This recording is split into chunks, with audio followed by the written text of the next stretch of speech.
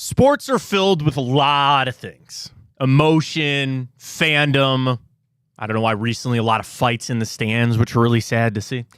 But one of the things that you certainly get a lot of with sports, and you get it with coaches and players, are cliches. The coach speak, the watching the tape, and we got to look back, and we're moving forward, and we respect our opponent. Maybe Lou Holtz should have maybe got that last memo. But nonetheless, there are plenty of cliches in sports.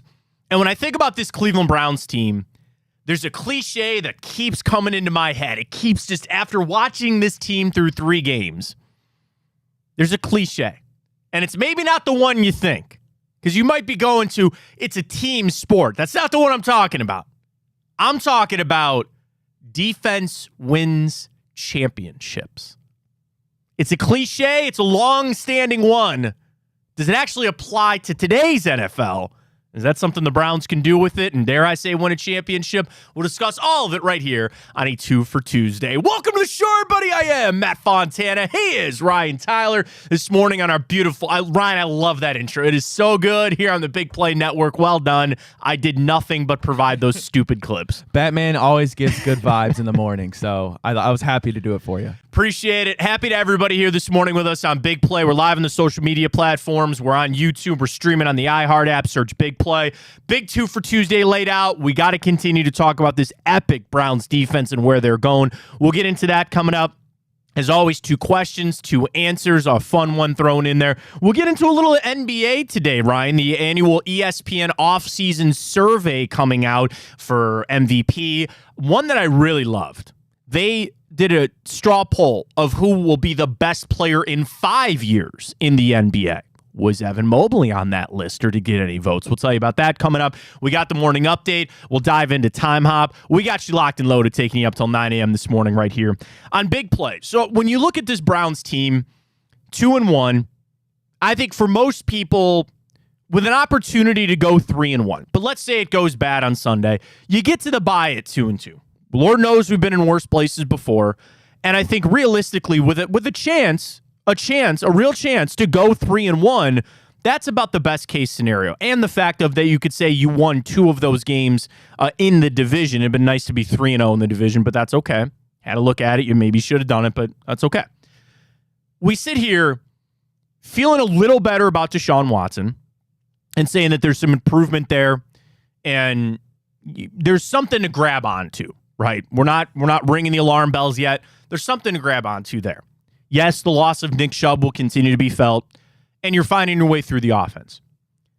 Ryan, there's not a bad thing I can say about this defense right now. There is literally nothing that I can say negatively about this defense. On all 3 levels, they're playing well. Their additions have been truly impactful players across the board. Did I see Shelby Harris on the Reflog show, by the way? You did, and I didn't get the chance to tell Nick yet, who obviously is a big part, one of the hosts with McNeil.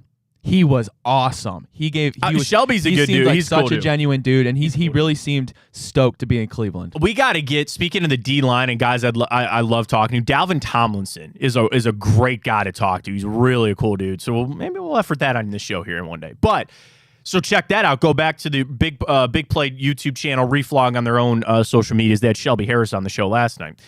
But you talk about him and Tomlinson and Obo Okoronkwo and Zadarius Smith and Juan Thornhill, missed a couple of games but made some plays. And then you file in the standard guys, if you will. Not standard at all, but the guys that were already here. Your key players, your Myles Garretts, your Denzel Wards, your Grant Delpit, who's taken a step forward. And it's funny, too, and I saw this tweet. I can't remember who had this tweet, and I apologize who had it. Might have been Kolb on Twitter, might have been Cleve TA, I'm not sure. Somebody said, look at how we're not talking about the linebackers anymore, where there were so many questions about that linebacking core. Gee, look what happens when you put that D-line in front of them and they're able to go make plays. Jeremiah Owusu-Koramoah, no joke, is playing to a Pro Bowl level right now. There's nothing bad about this defense right now. And I sit back and I ask myself that exact question. Can you win a Super Bowl with defense in today's NFL? Is that sports cliche of defense wins championships and defense always travels? Is that something that is truly tangible that I can apply to this team in the year 2023? in a year when in an era of football where quarterbacks are getting paid out the butt, where PI. I should have looked this up, right? I looked up some stuff. I have some deep dive statistical analysis this morning here on the Matt Fontana Show. Don't ever come to this show for statistical deep dive. Right? I spent 5 minutes coming up with that amount of writing. That amount took me 5 minutes to figure out. See my horrible handwriting? You know, I almost got held back in school because I had poor penmanship and I drew outside of the lines. Well, honestly, that just brought up to my mind another topic that I'd love to talk someday on the show is that kids not learning cursive anymore. I should have stuck with cursive because I have chicken scratch. Like, I think I was kind of the last generation to be able to read cursive. Yeah. So it'll be interesting. Yeah. I should have stuck with cursive. Thank God I'm not a doctor. I can't write worth anything. But anyway, I've got some stats on some defenses that would have won championships. But when you think about this defense and what the Browns are doing, it is to a point, a historical level for the Cleveland Browns. And there are a lot of stats and a lot of things that there are better defenses in the history of the NFL. But in today's day, what I was going to say is a statistical number. How many PI calls are there in an NFL game? I'll do you one better. How many defensive holding and pass interference calls are there in a given game? Just even watching Monday night last night, which we got to talk about that too, of 2 Monday night games. I see what they're doing. I don't know if it's working, but we'll talk about that later. All the livelong day, to a point, get off my lawn for a second. I hate watching receivers go down the field and then as soon as the ball is thrown and they don't catch it, they instantly look at the referee. Next time you watch an NFL game, and I don't mean to inundate you with this, now you're going to do it too, watch a game and watch the receiver every time they get up and they look at the ref and they go, what? Where's my flag? I hate it. I absolutely hate it.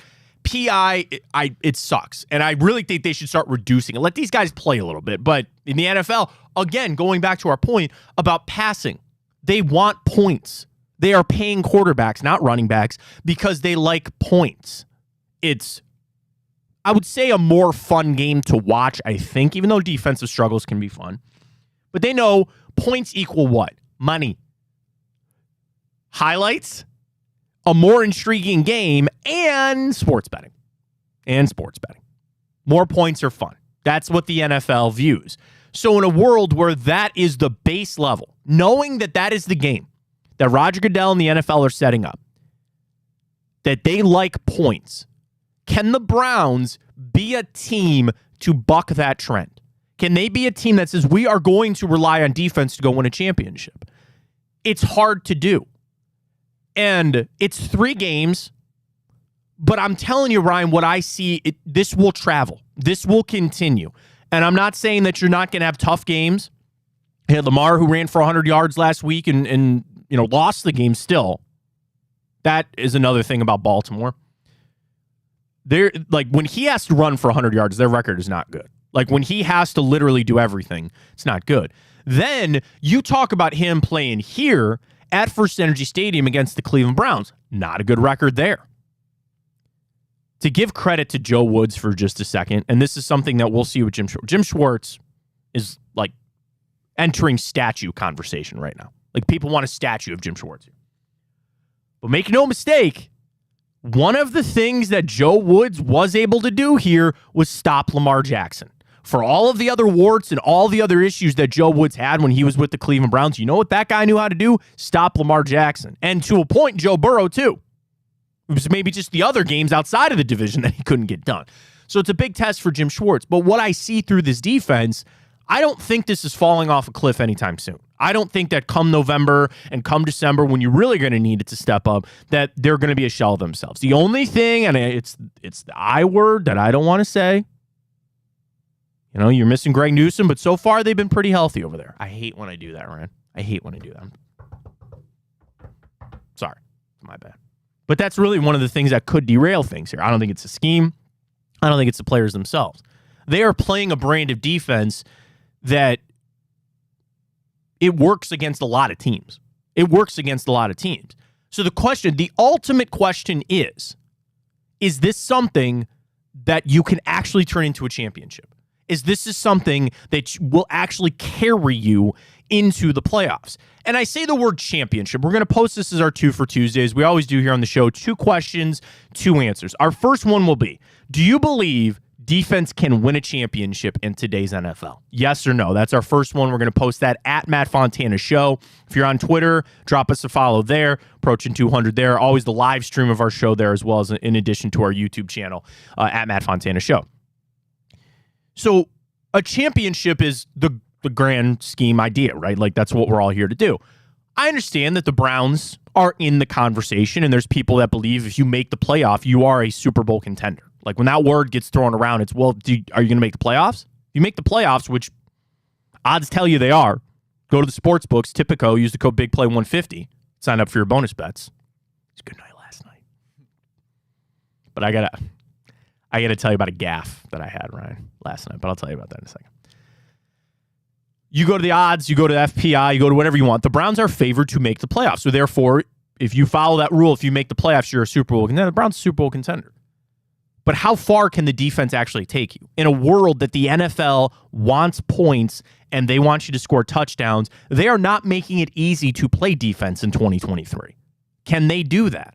And it's also under the understanding that it's not Brad Johnson or Trent Dilfer or any of these other quarterbacks that had some legendary defense that won a Super Bowl. You have Deshaun Watson, who should be a franchise quarterback. Contract outside of it. Contract be damned.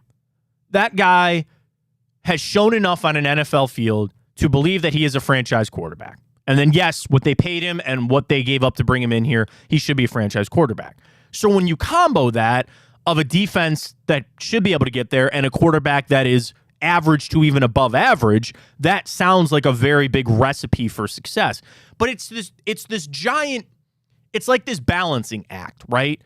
Where even if you have this like just stud stacked defense and they are so good, I still feel like it only gets you this far up the mountain, where if you have Tua and Mahomes and Jalen Hurts and you have all these other teams with offenses, like there's no way to ever close that gap. No matter how good the defense is, it is impossible in today's NFL to actually equal out to an offense like what they're running in Miami or what they're doing in San Francisco. It's just, you can't do it, which sucks because defense should be just as important. That's not the world we live in. That's not where we're at today. But you have it with the Browns where you assume the offense is going to pick up. I assume the offense will figure out what they need to do with Nick Chubb being out. It was only one game. And also assuming that Deshaun Watson will continue to ascend and be better. So our first Twitter question is up on a 2 for Tuesday. Do you believe a defense can win a championship in today's NFL? Do you believe this Browns defense is good enough that it could shoulder the load and carry a team to an AFC championship game or a Super Bowl? That's our first question. Ryan and I will cast our votes on that. And of course, my statistical deep dive we'll get to coming up. But our second 2 for Tuesday, as always, a little fun thrown in. Ryan and I got into a discussion yesterday about hot or iced coffee. So it's that simple. Hot or iced coffee. And if you want to put this in the poll question, Ryan, vote as the other one goes away forever. The rest of your life, you only get hot or iced coffee. That's it.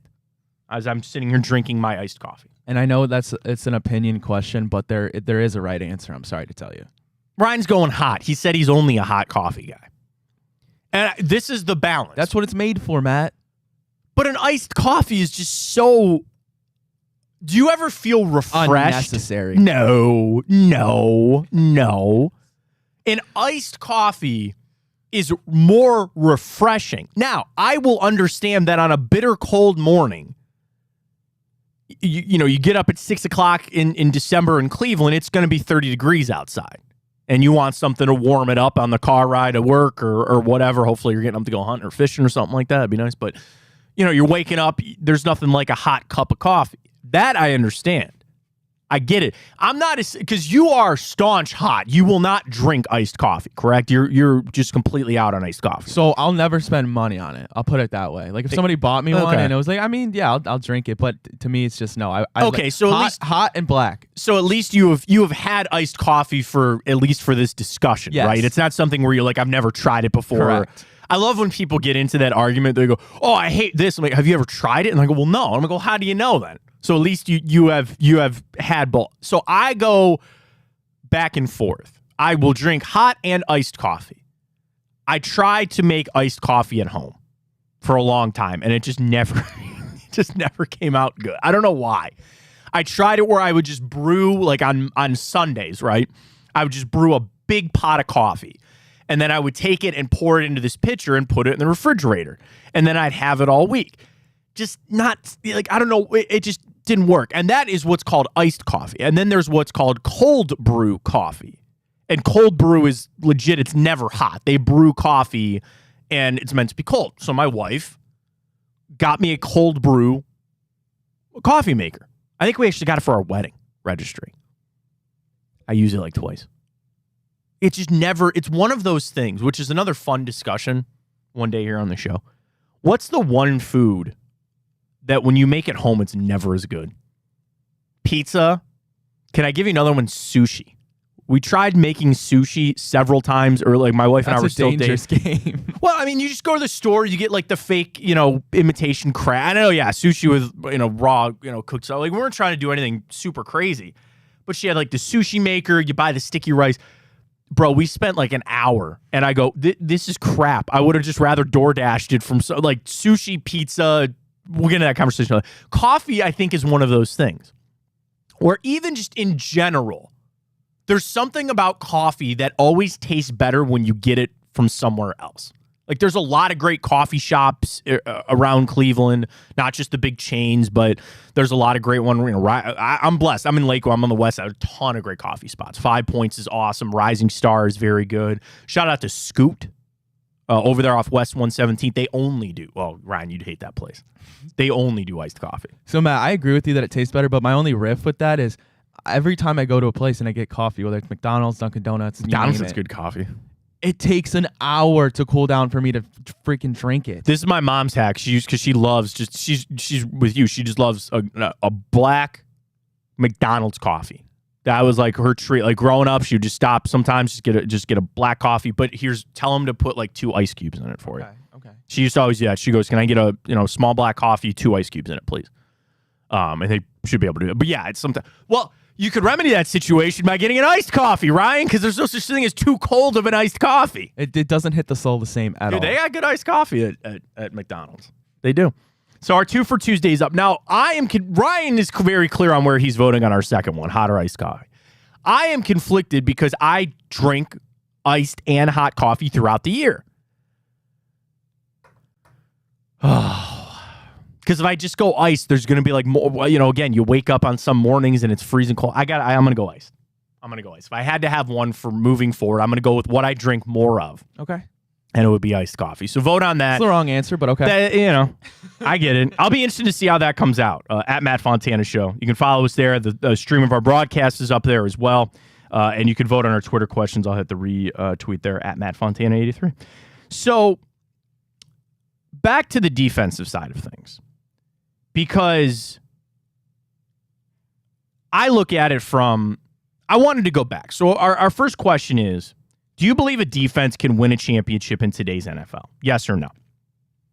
So what I did was I went back to the last 4 Super Bowls. I wasn't trying to go historical here, last 4 Super Bowls. KC Philly, Rams Bengals, KC Tampa, and KC San Francisco. And what I did was each of the winning and losing team, I'm just talking about making it to the Super Bowl, I pulled up where they finished the season, regular season, in defense yards allowed and points allowed. People go back and forth on which is the more important statistic. And I know in today's day and age, there's DVOA and all these advanced metrics and stuff like that.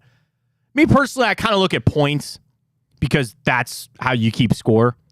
And knowing that both can be misnomers. If your offense is turning the football over on the 20-yard line, your yardage is going to be down, but they're going to be scoring points. Conversely, if your offense is pushing them down the field and your defense, what do they always say? Bend, don't break, and giving up field goals and all that kind of stuff. So I did yards and I did points per game of the last, basically 8 teams. The last 4 Super Bowls, the winning and losing team. I'm going to run through these pretty quickly. You'll see a trend here. Last year, Kansas City, 12th in yards, 16th in points. Philadelphia, third in yards, 8 in points per game. 2021, the Rams, who won the Super Bowl, finished 17th in yards allowed, 15th in points allowed. Bengals, who made it and lost, 18 in yards, 17 in points. 2020 Super Bowl, Tampa Bay finished in 6th in yards per game, 8th in points per game. Kansas City, 16th yards, 10th points. 2019, Kansas City, 17 yards per game, 7th points per game. San Fran, 2 and 8. Second best defense in yardage allowed, 8th in points, and they lost the Super Bowl. I bring up all these statistics to say, Ryan, those were not top 10 defenses. Literally. Almost of all 8 teams that were in the Super Bowl over the last 4 years, only 2 of them could make the case that they were a top 10 defense, and only one of them won the Super Bowl. Tampa Bay in 2020 was it. I'll give you this. Of 8, I'll give you 3. Philly was the top 10 defense last year and lost. San Fran was the top 10 defense in 2019 and lost. Tampa was the top 10 defense in 2020, and they won. What does that tell me? Defense is not going to win you a championship. Just based on that. Now, what do all of those teams have that made it? Outside of Jared Goff, a franchise quarterback. I guess San Fran back in 2019 too. But still, that's a lot of Patrick Mahomes, Joe Burrow, Jalen Hurts, Tom Brady.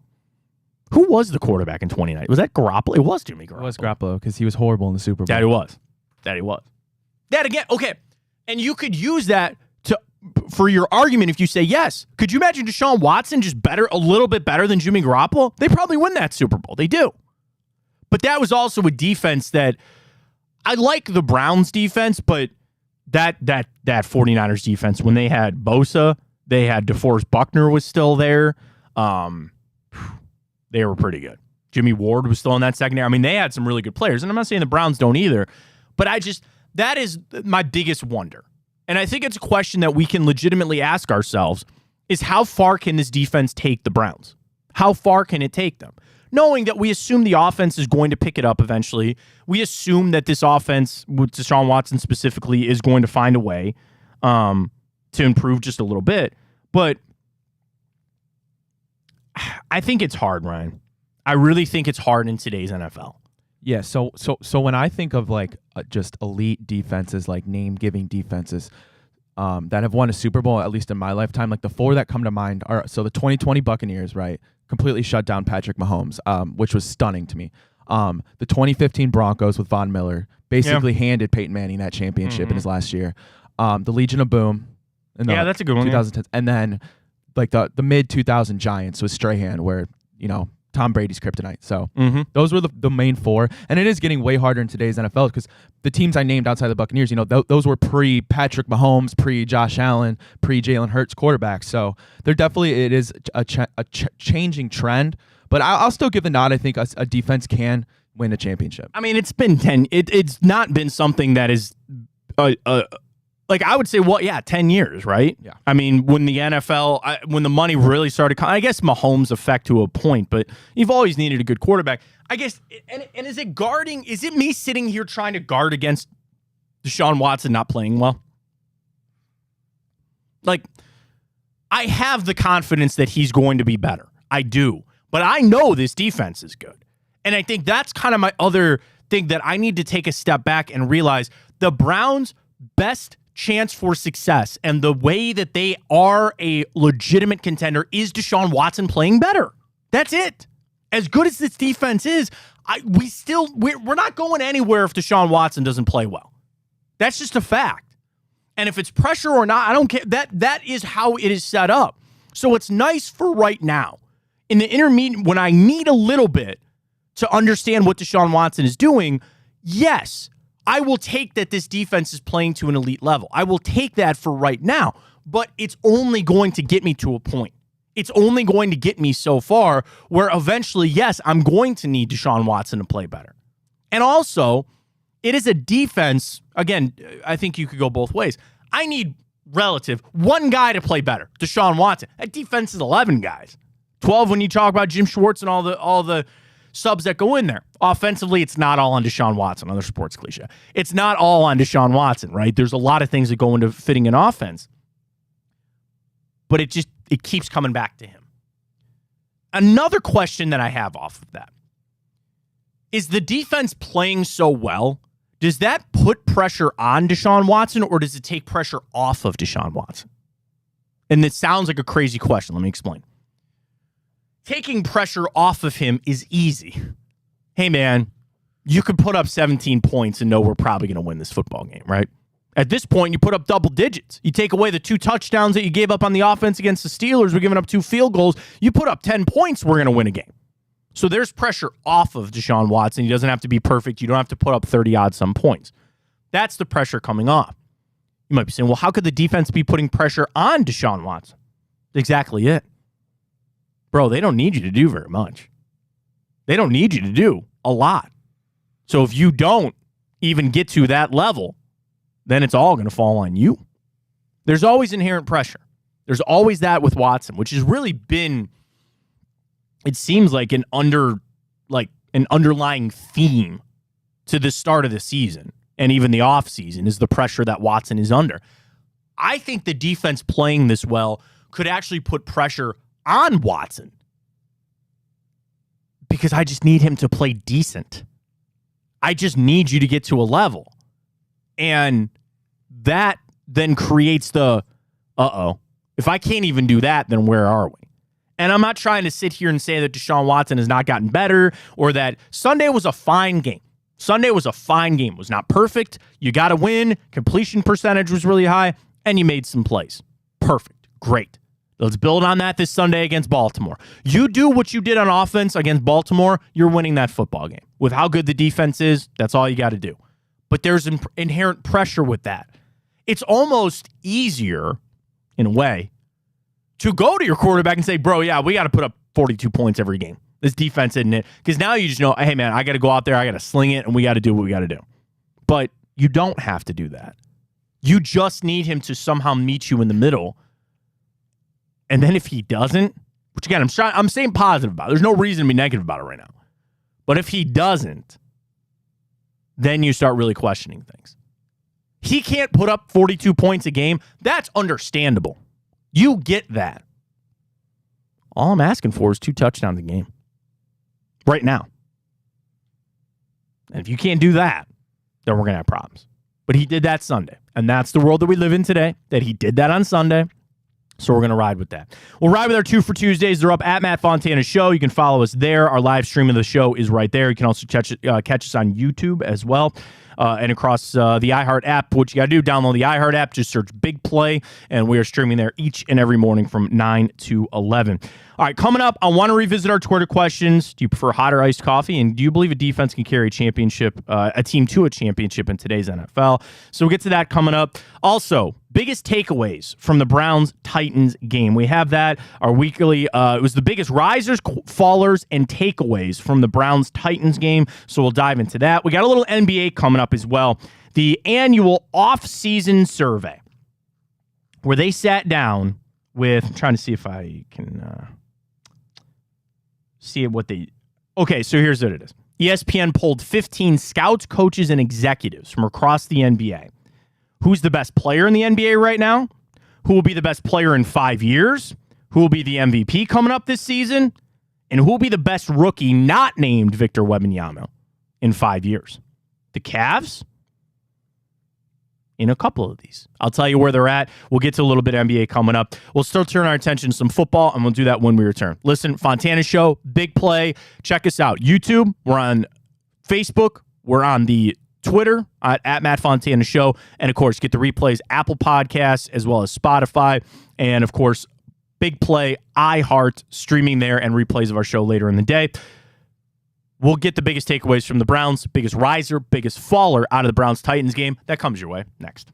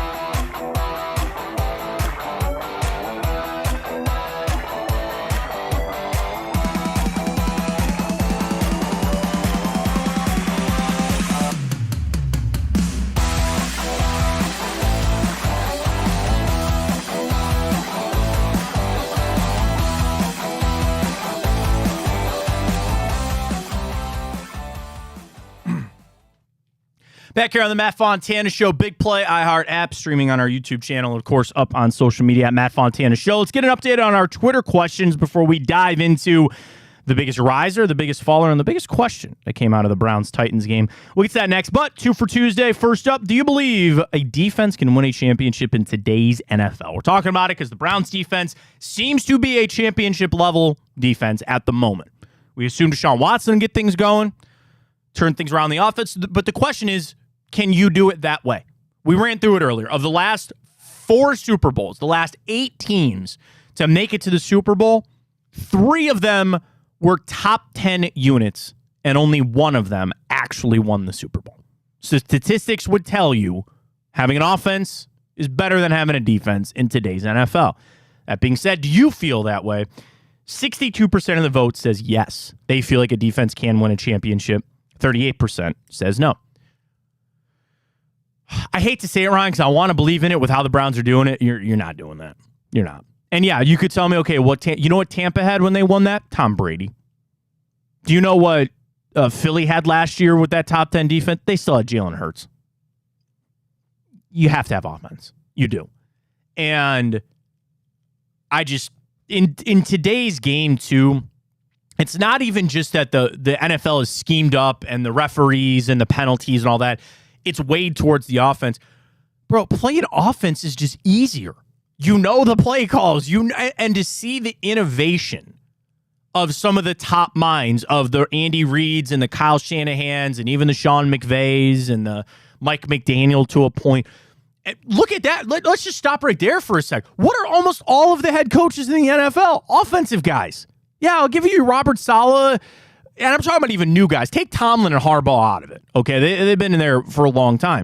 Even just your newer hires. Okay, you had Gannon, right? He was the defensive guy in Philly. He's now in Arizona. Wait to be seen. Shane Steichen, Nick Sirianni, Mike McDaniel. What was the biggest thing that everybody was just clamoring for a couple of years? Was Sean McVay. You got Sean McVay a cup of coffee, you got interviewed for a coaching job in the NFL. Oh, wait, you know Sean McVay. Okay, wait, come on in. We got to pick your brand of offense here. That's the world that we live in. Like, all this stuff, the Andy Reid where they do the circle thing and then they run out. Just even watching the NFL route tree on what receivers are doing now. It's crazy. Can I even just give you the simplest example of why the NFL likes offense over defense? They are letting this quarterback push sneak thing continue on. It's bull crap. It is bull crap. And this is a debate I saw on Twitter last night. I think Warren Sharp started this. How do you defend that? You know what I'm talking about? Where the quarterback gets under center, they put 2 big guys behind him. He takes the snap, and they literally just push him forward for the first down. So 4th and 1s are just a given at this point. And frankly, if you're not running it, I don't know what you're doing. The Browns kind of figured this thing out with Harrison Bryant because they don't want Deshaun Watson to get hurt. Probably smart on that. But that tells you right there, that should be outlawed. It really should. You should not be able to assist the runner that way. And defensively, what are you going to do? Somebody's saying, oh, you can push the D lineman back. Okay, I guess. Try to counter. I don't know. That is even just a small snippet of an example of why it is so offensive driven. So I hate to be in the minority on this one, Ryan, but I am. I don't think you can win a championship with the defense. Your offense needs to be your best unit if you want to go to the Super Bowl. I think that's just a fact. Yeah, I mean, I'm not going to sit here and say you can't have any moving offense. Obviously, you need both sides of the ball to perform. But and you're right in the sense that the trends we're seeing more points than ever. The penalties that are being thrown are obviously in favor of the quarterback and offensive players. I guess I love the defensive side of the ball. I love watching the cage match and just seeing what the Browns have done in these last 3 weeks is just giving me so much hope that, like you said, Deshaun doesn't even have to play to that $230 million deal. He just got to be an average quarterback, and we've obviously seen he's capable of that. So we'll see if it continues. Our other one, do you prefer iced or hot coffee? 2 to 3 right now. Iced losing. Hot. People on Ryan's side. People are smart today. 66% to 33%. We've got some smart listeners. Alex tweets, changed with the season in general ice so I can drink it more quickly. We're talking about it being too hot. Kyle tweets, it's kind of like tequila. I drink it for its effects, not the taste. There you go. To each their own, Kyle. To each their own. We go back to the Browns-Titans game and the biggest takeaways. So they did this on ESPN talking about the biggest question and then stock up, stock down for every team coming out of it. And this is thanks to Jake Trotter from ESPN. So the question that you have coming out of the Browns-Tennessee game, how elite is the Browns defense? Jake writes, Cleveland showed that stopping the run is no longer the Achilles heel that it was last season. Derrick Henry had -7 yards in the first half, fewer than any half of his all-pro career. Through 3 games, the Browns have now allowed just a single field goal in the red zone, and this is looking like a complete top 5 defense with no apparent weaknesses. To that last line, yeah, right? Like the D-line, you could tell is not it. Myles Garrett is one of the best pass rushers in football. But even to that linebacking core that we were talking about earlier, Jeremiah Owusu-Koramoah looks like a player. Sione Takitaki making plays. Anthony Walker making plays. Secondary. I believe Denzel Ward is elite. I say that with a bit of a Ron Burgundy question behind it. I think he is elite. He's in the conversation. I think year in and year out, he's always, voted very high on the NFL 100 list and all the surveys that they do. Denzel Ward's very good. Greg Newsome didn't play in this game. I think has a bright future. MJ Emerson is a baller, man. He is a dog. I love watching MJ play because he doesn't take crap from anybody. I love it. And the safeties, Grant Delpit, I think, is turning himself into a rising star, and Juan Thornhill is very good. So it is every level of that defense. Every level. It's not to having a generational type player like Myles Garrett, but you have good players at every single level. So it's not something that it's easy for defenses to pick on a guy or say, we're just going to do this to take advantage of it. And you know that a strong D-line, that changes everything. Because if you're getting after the quarterback and stopping the run, what are they going to do? And that's what the Browns D-line is doing. Quarterback's got to get that football out, and then they're stuffing the run. I love it. Stock up after the Browns-Titans game. Myles Garrett. 3.5 sacks. It's tied for the 3rd most in a single game for Browns history. Of course, he has the record after that Bears just butt-whooping last year. Stock up for Jake. It is Myles Garrett. The NFL Defensive Player of the Year candidates had 2.5 sacks in the first half alone, including a takedown of Ryan Tannehill on the final play of the second quarter, eliminating a potential Titans field goal. That was great. My favorite sequence, though, was that Myles forced a holding call and then on the very next play forced a false start.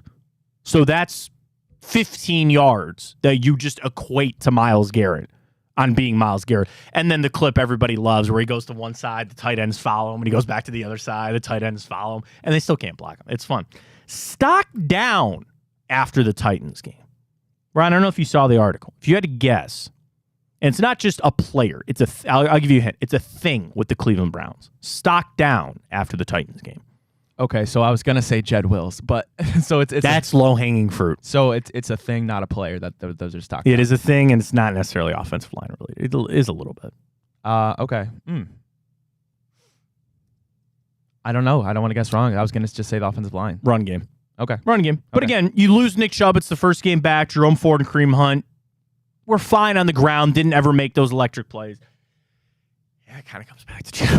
It kind of comes back to that. Here's where I think the Browns are at with Jed Wills, because he just keeps. I would love nothing more than a game that he silences everybody. Here's the problem: you can't do that as an offensive lineman. It's not like some statistical thing where you're down on your quarterback, he goes and throws for 350 yards and 4 touchdowns. You go, okay, I feel a little bit better. There's no version of that for Jed Wills to do. And the problem is that the mountain is just continuing to pile up of he's not good. And then eventually that will just become what people think. No matter what PFF says or what anybody tries to tell you. Like Brian Baldinger. Would you say that Baldy's breakdowns, people love that, right? You know who he loves? DeJuan Jones. Playing like an animal. Dude, I tweeted the video. DeJuan Jones makes NFL pass rushers look like little kids standing next to him. That's how massive he is. And he's playing to a really high level. And I'm going to shut down any notion. We're not moving him to left tackle. We're not sliding Joel Bitonio. we're not doing that. It's not that that's come up on this show before, but just get that out of your head. But the problem is that it's mounting up so much with Jed Wills that it will eventually become insurmountable. And the verdict will be he just isn't good. And no matter what we say, no matter what the Browns say, no matter what Brian Baldinger, anybody, what the Browns are hoping for is kind of what is going on. Focus on other things. We will just put all our effort in. We're good on this. We're good on that. And you just try to skate by. Any team, they're not perfect. Every team has a wart. The Browns just happen to have that on the left tackle. The best thing would be is if we just stop talking about him. The problem is that, Ryan, people are staring at him. They stare at him every game and they watch, and when he gets twisted around and the still shot, the screenshots him standing there, turning around while the guy's running after his quarterback, it's not helping the case. I'd love nothing more than for Jed Wills to turn it around. Not helping the case right now. The run game being a stock down, yeah, I mean, you lost an elite running back. I do think they'll get it figured out. I do think one important stretch is actually going to be the bye week. Because we know in the bye week, that's when coaches really, you do the self-scout, you try to figure everything out. I think that bye week being early, which usually sucks, is actually going to help the Browns specifically in that run game. They're going to try to figure out, okay, we got to do things a little different here.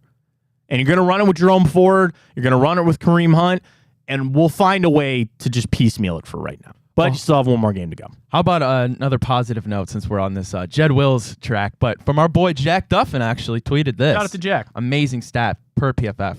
So last year, Myles Garrett had a 14.9% defensive line pressure rate. And that was already elite. We saw him like 16 sacks.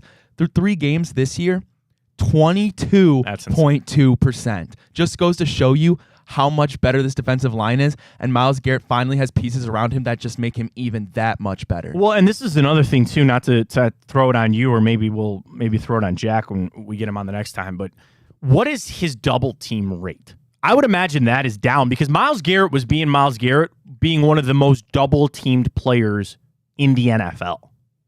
And I would imagine, I don't know, but I would imagine that is down. Can I search that quick? Double team rate NFL 2020. We got it right here. This is from ESPN Analytics. Came out this morning. So here we are. Double team rate in the NFL. Would you dare guess, Ryan, who is the most double teamed edge rusher in the NFL? Right now? Yeah. Don't overthink it. TJ Watt? No. Nick Bosa? Nick Bosa. Okay. 37%. Micah Parsons is 33%. Myles Garrett is 25%. Wow. TJ Watt, only 14%, which is weird. That's a double team rate. Now, I'd have to look this up, too. I don't know what his rate was last year. But anyway, 25%. I mean, I remember it was in the 30s last year. So his double team rate's down a little bit. So again, Myles Garrett's getting double teamed 25% of the time, and he's still in the 20s of win rate, which is absolutely great. You want to break? You want to get into the NBA? We're already at 40. Let's do the NBA. Let's do the NBA. All right, so ESPN does this every offseason where they sit down, and I love these surveys because like Jeremy Fowler does it for the NFL, and I think it is true. I think it is truly interesting insight where they will sit down, in this case, with a panel of 15 scouts, coaches, and executives. And they're all anonymous, and they're across the league. And they ask them questions. I think it is fun, but before we get into this, I want everybody to remember my disclaimer that I always give. They have axes to grind. You are asking executives that have to play against Giannis Antetokounmpo. You are asking a coach a question about Luka Doncic that they have to play against them, and maybe they have an axe to grind. And conversely, maybe they're in their pocket. What I mean you could be asking, I don't even know who the Bucks coach is. It's not Budenholzer anymore. Don't tell me. Who is the Milwaukee Bucks coach? He just got fired. I know, but who did they hire? Nick Nurse, I believe. Oh, that's right. It is Nick Nurse. You're right. Okay, that is right. That is right. I think. Or is that the? No, I think it's Nick Nurse. Or no, I think he might. No, he's at the the 76ers. Sixers. He's at the 76ers. Who is the Bucks coach now? I don't know. Do they have one? Adrian Griffin. Oh, that's right. Yeah. Okay, that's right. Adrian Griffin. It was Mike Budenholzer. But anyway. So, like, they could be asking Adrian Griffin what he thinks of Giannis Antetokounmpo. So just remember all of that when you take it in. But I just think it's fun to go through. And also, I think it's a lot of fun because the Cavs are good and they're actually represented in this. Which one? I'll tell you. First up, 15 votes. Remember that because I'm going to tell you what the vote breakdown was. Who is the best player in the NBA right now today? Who'd you cast your vote for, Ryan? See, I got to go with, and I'm assuming that this is the majority answer, but it's just hard to pick anybody other than Nikola Jokic. 13 votes for the Joker, Nikola Jokic. 2 votes for Giannis Antetokounmpo. And it's funny, they've done this survey for 4 years. This is the 5th year. He didn't receive a single vote in that category any of the 4, even when he was winning the MVP. Nikola Jokic, best player in the NBA right now. Second question, who will be the best player in the NBA in the next 5 years? So 2028, who will be the best player in the NBA? Luka Doncic gets 6 of those votes. I would get on board with that with the caveat he doesn't play in Dallas anymore. He's got to get the hell out of there, man. He's got to get out of there. And I think he can ascend. I think he can really be good. Anthony Edwards gets 3 votes. Jokic 2. Wembanyama 2 votes. Jason Tatum 1. And Shai Gilgeous-Alexander. He's a hooper. Dude, and that's the thing. Like, a semi-slow start to that career. And has turned himself into an elite player. So, again, no votes for the Cavs. No vote for Evan Mobley on that. Like, I was kind of... And, again, it's only 15. And I think we all assume that Evan Mobley will ascend to that elite level. There is a chance, and there's a belief that Evan Mobley could become the best player in the NBA because of his body type. Like, if you're asking me, would you rather me draft a guy like Evan Mobley or draft a guard? I'm taking Evan Mobley every single day. But that's a pretty tough list. So I was a little shocked he didn't get a vote there. So again, this is ESPN's NBA offseason anonymous poll. Who will win the MVP this upcoming season?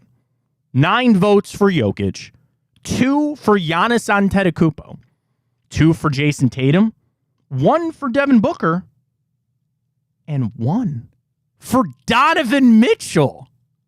Okay. I like that. All right. They didn't do a write-up about it. They just wrote about Jokic.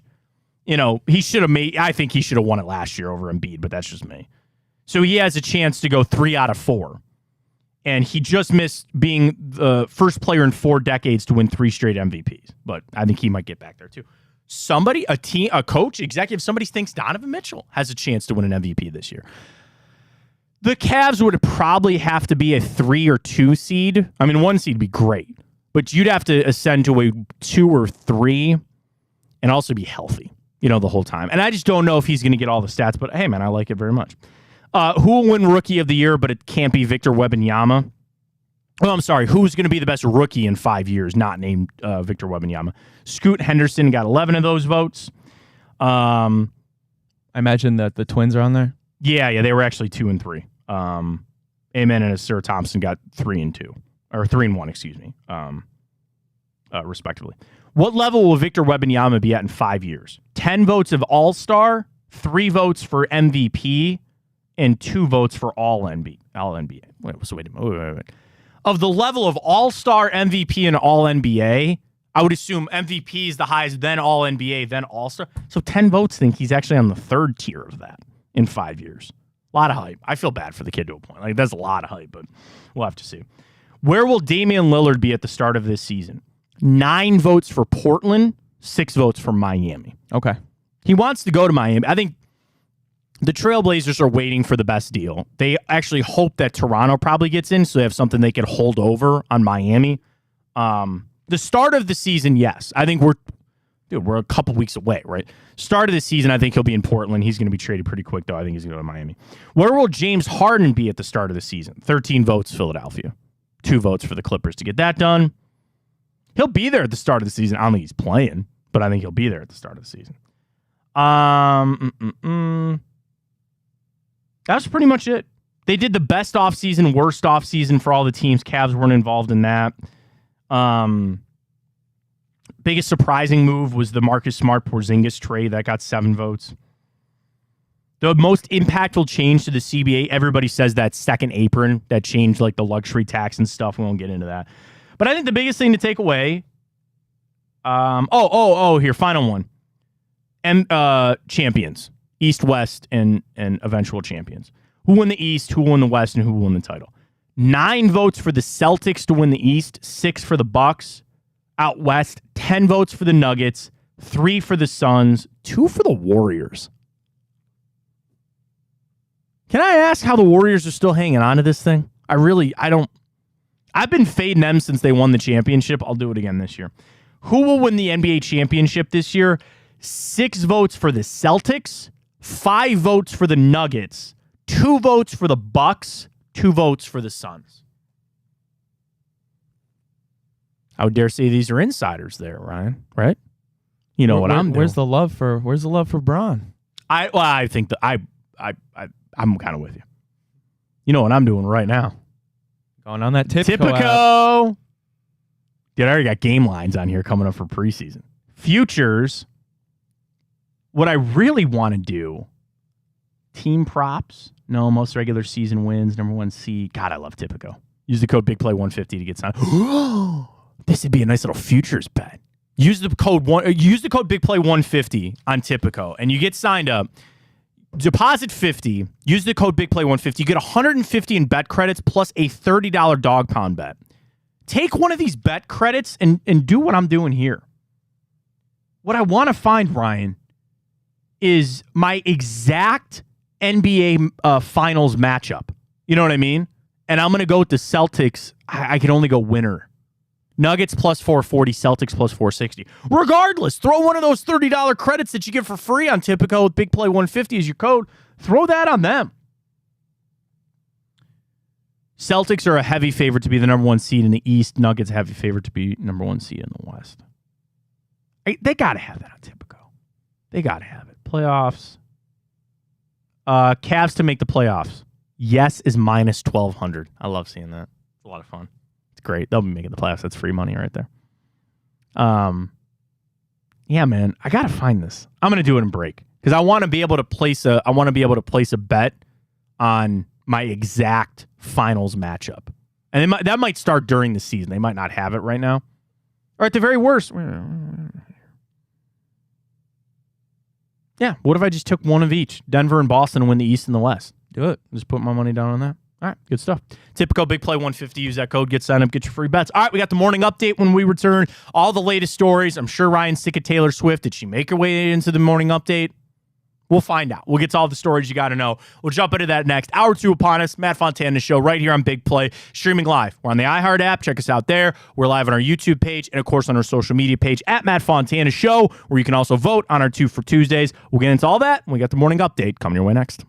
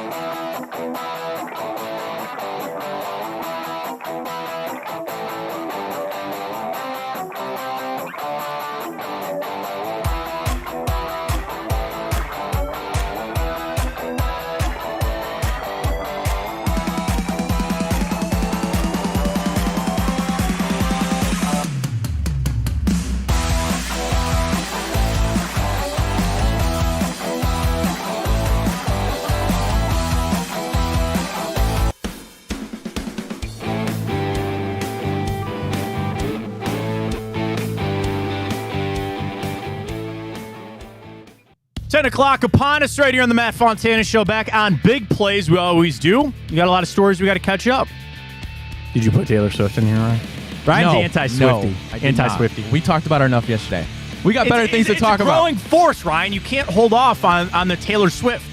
We got better things to talk about. Maybe we should make it mandated every single day a Taylor Swift update. All right, well, let's talk about Joe Namath for now. He's got some very, very, very strong words about the Jets. He had this to say about Zach Wilson. I wouldn't keep him. I've seen enough of him. He also went on to criticize head coach Robert Saleh and GM Joe Douglas, saying they should be replaced. These guys aren't picking the right players. They aren't doing a good job of coaching. It's evident. I could care less about the Jets struggling. Poor Joe. I feel bad. For those that don't know, there's a video. He partook in a little too much champagne and tried to kiss Susie Colbert on live national television. In a fur coat, by the way.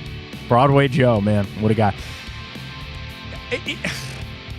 My gut reaction was to say he's not wrong. He's not. I think the interesting thing about Zach Wilson is this. Can you actually get better? Stop laughing. I know. Of course. But really? Really?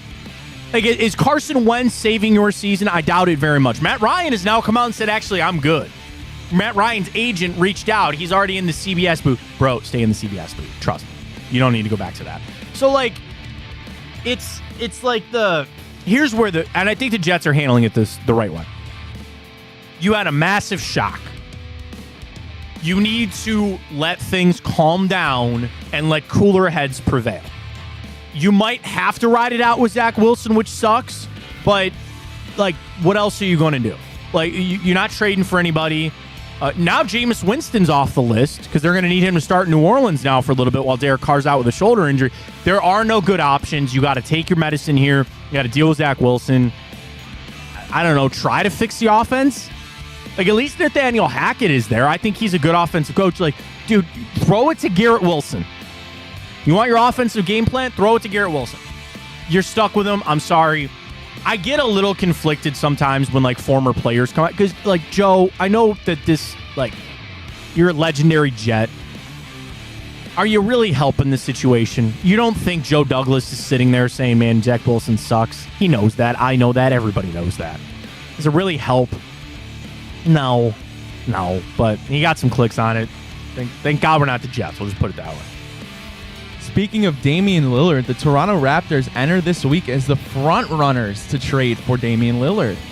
Potentially, a Raptors offer could include a package featuring players from a roster that includes two-time NBA All-Star Pascal Siakam, 2022 Rookie of the Year Scotty Barnes, and forward OG Anunoby. And it also mentions that potentially Grady Dick could be involved in the deal. I'm not sure if I'm the Raptors, I'm pulling this. I don't know if I'd make that move. I'm with you. Especially, you want to make that move sans Scotty Barnes? Yeah, I'm fine with that. I don't know. And this is coming from a guy that, Damian Lillard is, no joke, one of my favorite players in the NBA. I love watching him play basketball. I think he is very good. Is he not 32 years old? Shooting from the hip here. He is 33 years old, right? The history of injuries. With now, injuries are a little different, but this whole resting thing where the NBA is now cracking down on resting and stuff, I don't know. I don't know if I'd make that move, especially if you had to give up Scotty Barnes. But they pulled off that Kawhi Leonard trade, and they feel like that obviously led them to a championship, maybe trying to recreate that. It's also a much different scene in the East right now. If you get Dame Lillard, I still don't think you're even the top. You're still, I think, the fourth best team in the East, to be honest with you. Then here's the whole crux of this argument, which is why the NBA is a little different than any other sport. It actually matters about where Dame Lillard wants to go. As much as Jonathan Taylor and the Colts in the NFL, he's trying to tell you where he wants to go, he doesn't have much power over this. The NBA is a lot different from that standpoint. They are the most player-empowered league, where the players can pick things like this, where deep down, the Portland Trail Blazers are going to make the best trade for the Portland Trail Blazers. And that would probably be the Toronto Raptors deal over Miami's. But it matters where Dame Lillard wants to go, and he wants to go to Miami. It'll be a 3-team deal. Make no mistake. These kind of big deals like this, it'll be 3 teams. But then, again, would Toronto get involved to then help Miami? No, probably not. I'm sure there's a lot of GMs burning the midnight oil trying to get things figured out with this deal because it's going to be complex. It's going to be hard. It's going to be a lot. And two, we did the NBA offseason, poll there from ESPN. And executives and coaches thinks Dame is going to be in Portland to start the season. I kind of agree. I think he's going to start there, but he won't be there come December. I don't think so.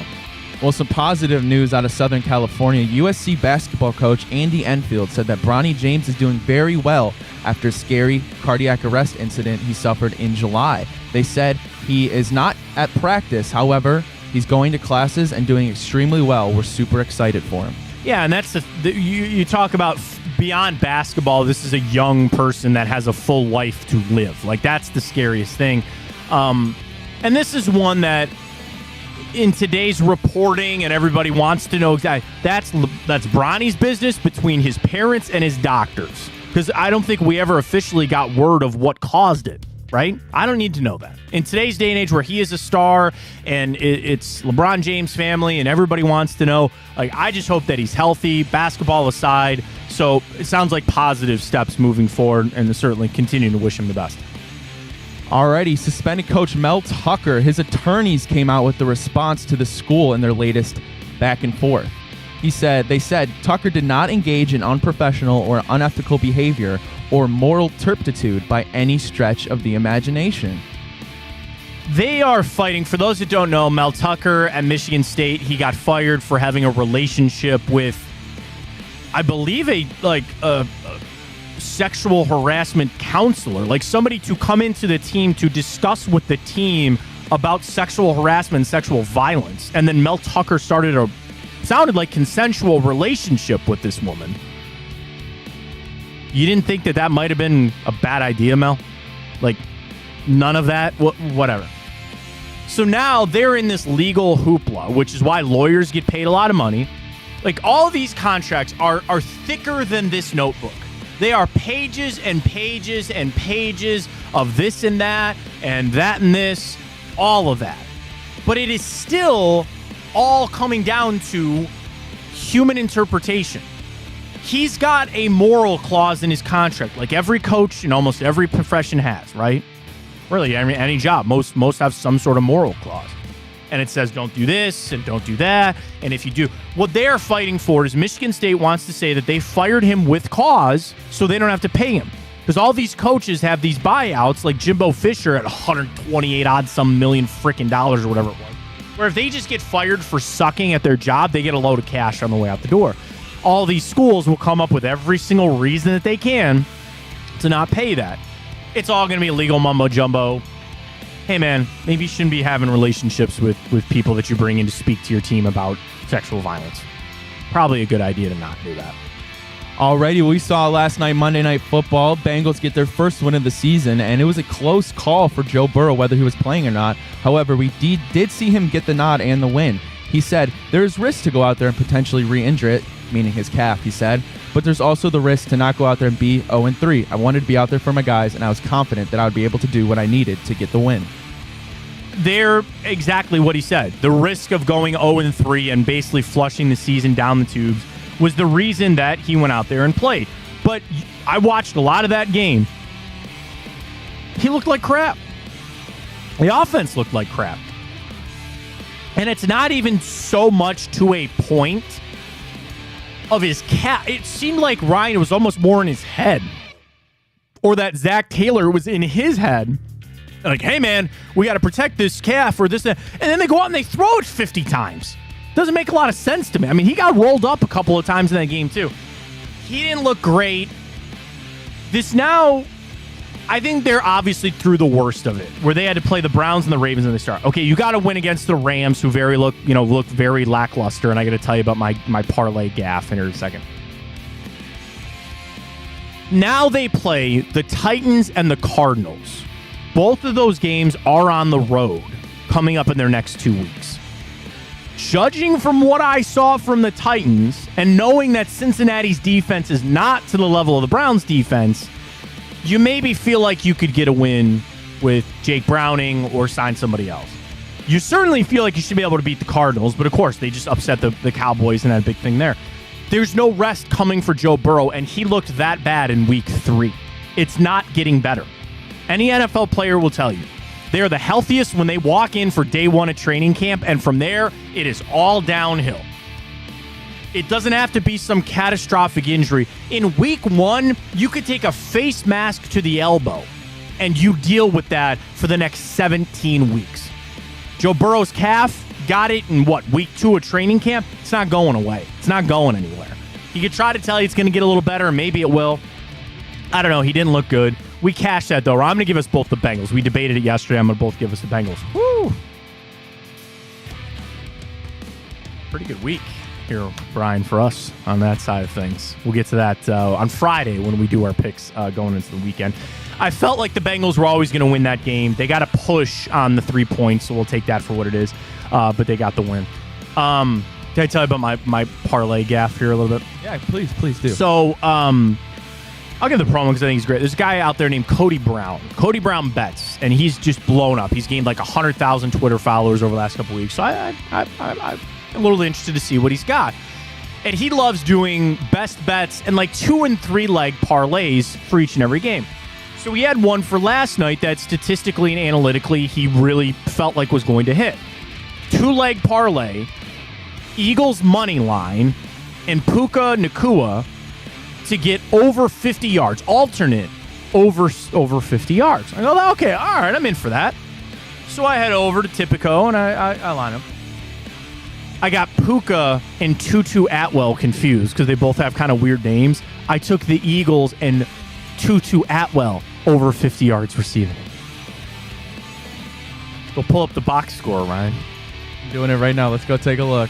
Guess how many yards Tutu Atwell got in that game? I'm thinking it's somewhere around 49. Let's go take a look. So I see Puka got 72. He got 70. He was and he needed that last catch to get it, by the way. Tutu Atwell, 4 receptions, 50 yards. 50 yards. There you go. He got it on that 1-yard touchdown, though. Wow. He had 49 yards. I was sweating bullets. I go, you idiot. You idiot. You picked the wrong guy. So you got better odds with that, I'm assuming, than you would have if you I think bet a little Puka. bit, probably, yeah. Puka, Tutu, I got confused. Typical. I have to admit, though, so Tutu had a 37-yard catch in that first half. Cashed it. I was like, you know what? This was a mistake. So I still won. We're still winners on Typical last night. But we'll do some of those parlays coming up with our friends at Typico. You want to do the Philly game too real quick? Yeah, let's do it. So the biggest takeaway from Philly was Tampa came down to earth. The one thing I was going to watch was Philly's defense shockingly had given up the most passing touchdowns in the NFL going into this game. Yeah, Mike Evans, Chris Godwin. But you just realize that Philly, dude, Jalen Carter. I completely understand why he fell. I understand it. But that guy looks like a game wrecker.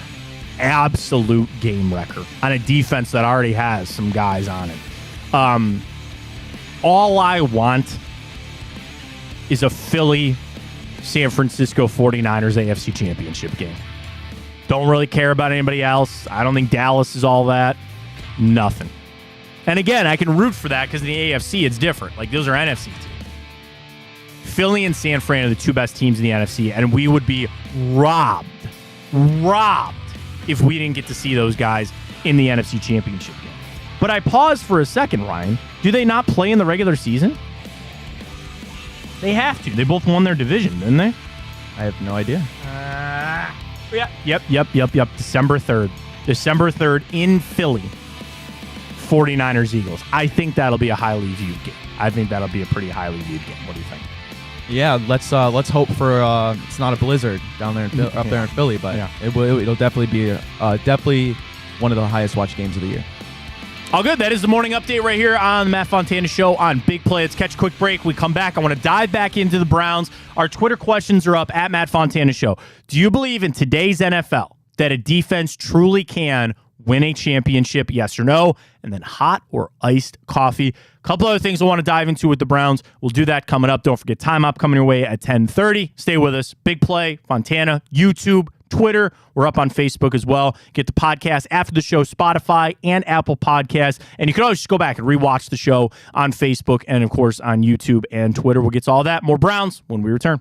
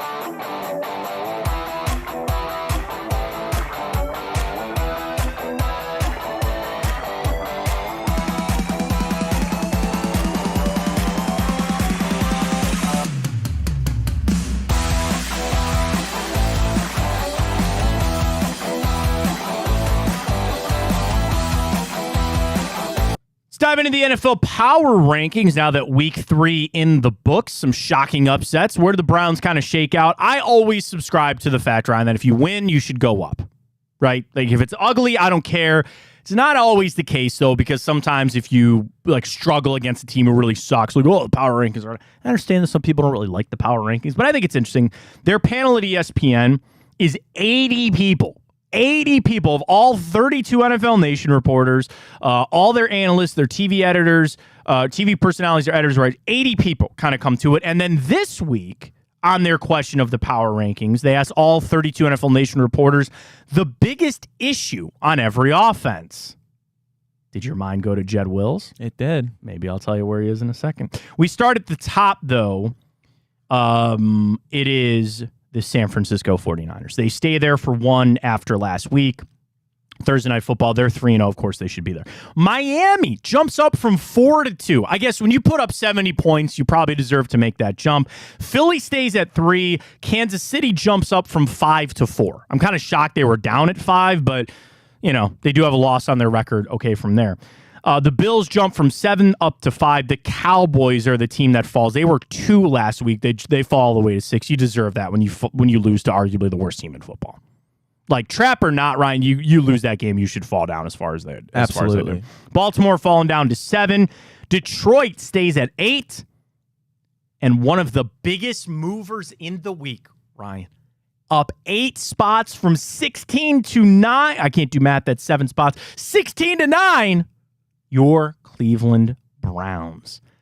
Offensive efficiency is only at a 27, which is 24th. But their biggest issue on offense from Jake Trotter, passing consistency. It was not Jed Wills.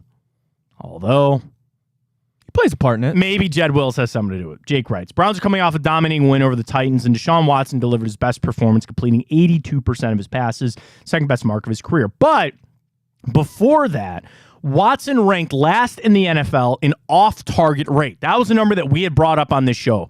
27% of Deshaun Watson's passes when they left his hand were uncatchable, off-target.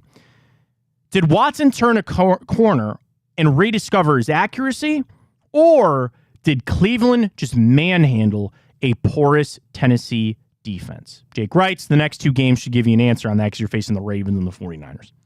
That is a fantastic question. Was Sunday truly about Deshaun Watson turning a corner and finding what he had lost, or was the Tennessee defense that bad? When we got ready for this game, what did we say? Tennessee was good against the run and horrible against the pass. They were a bottom 6 team in the NFL through 2 games in passing. So we figured that this would be what the Browns needed, specifically Watson, to get it was a feel-good game, right? Everything about Sunday was a feel-good game. Jerome Ford got in the end zone. Watson looked better. Defense was great. Are the Titans going anywhere? I don't really think so. I gave them the respect that they deserved. I have a lot of respect for Mike Vrabel. I think they're a good team. Sunday will tell me more about where Deshaun Watson is at. And we will all put more stock into Sunday's game, as you should. It's a division game. The Ravens are a better team. Let's see what Deshaun Watson has there.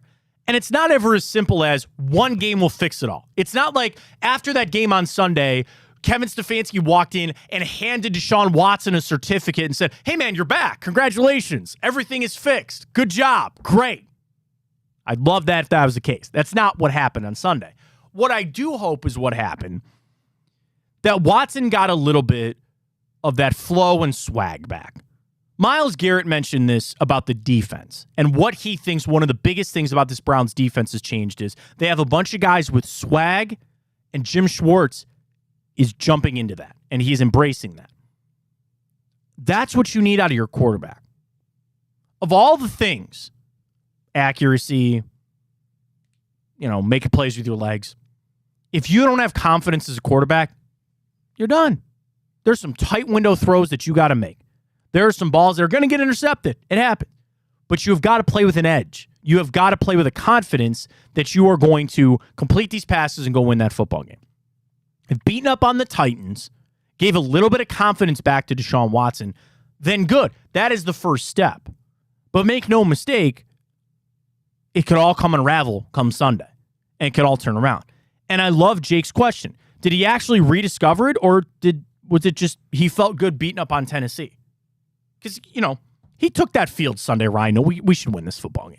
He took the field knowing that. It goes back to a point you made before the Browns played the Titans, that no matter how Deshaun Watson looked out there, whether he was amazing, it wasn't going to, put us over that hill that he's back. However, the vice versa of that, if he did play poorly, we would have took so much stock into that as, wow, there may be no point of recovery. But you know what? Yes, he played against a pretty poor Titans pass defense, but we all know sometimes you got to make a layup. You got to see one go in. And that's a great point, too. At least he did that. At least he was able to do it.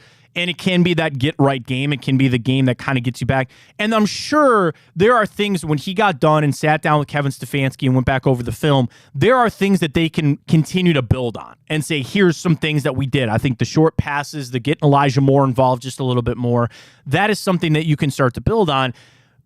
But I need that confidence this Sunday against Baltimore. I need that. Where, again, Baltimore can be a little bit of a misnomer here. Because it'd be easy to look at them and say, okay, this last game they were missing all these defensive players, and but it's still the Ravens. It is still the Ravens who have good players on that defense, and it's hard for me to watch when they sat all those guys, Ryan, to not sit there and say they were getting ready for the Browns. Yeah, they were getting ready for the Browns. The Ravens. 1, 2, 3, 4, 5, 6, 7, 8, 9. I don't know why ESPN doesn't actually put the numbers next to it. They are 10th in the NFL. They give up 292 yards a game. Passing defense, they are same thing, about 10th.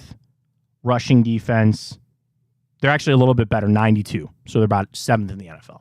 So you're facing a top 10 unit on Sunday against Baltimore, knowing that the running game is not going to be what you expect it to be.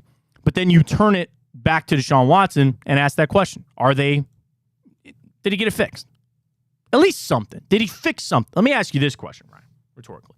Do you think that Deshaun Watson fixed something on Sunday?